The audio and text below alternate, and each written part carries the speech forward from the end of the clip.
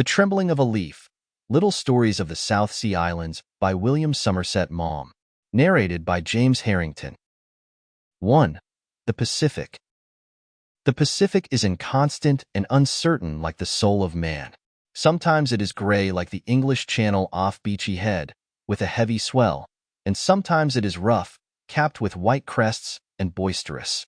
It is not so often that it is calm and blue. Then, indeed, the blue is arrogant.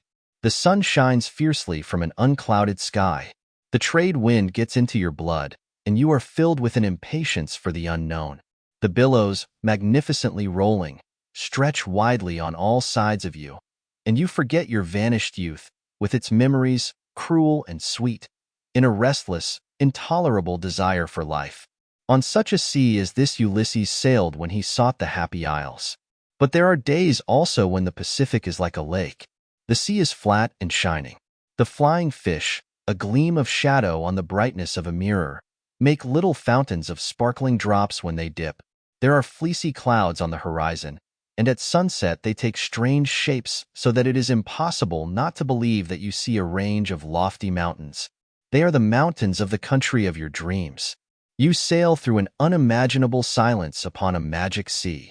Now and then a few gulls suggest that land is not far off, a forgotten island hidden in a wilderness of waters. But the gulls, the melancholy gulls, are the only sign you have of it. You see never a tramp, with its friendly smoke, no stately bark or trim schooner, not a fishing boat even. It is an empty desert, and presently the emptiness fills you with a vague foreboding. 2. Mackintosh. He splashed about for a few minutes in the sea. It was too shallow to swim in, and for fear of sharks he could not go out of his depth. Then he got out and went into the bathhouse for a shower. The coldness of the fresh water was grateful after the heavy stickiness of the salt Pacific, so warm, though it was only just after 7, that to bathe in it did not brace you but rather increased your languor. And when he had dried himself, slipping into a bath gown, he called out to the Chinese cook that he would be ready for breakfast in 5 minutes. He walked barefoot across the patch of coarse grass which Walker, the administrator, proudly thought was a lawn, to his own quarters and dressed. This did not take long, for he put on nothing but a shirt and a pair of duck trousers, and then went over to his chief's house on the other side of the compound.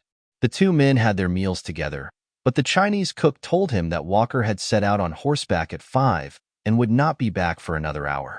Mackintosh had slept badly, and he looked with distaste at the pawpaw and the eggs and bacon which were set before him. The mosquitoes had been maddening that night. They flew about the net. Sample complete. Ready to continue?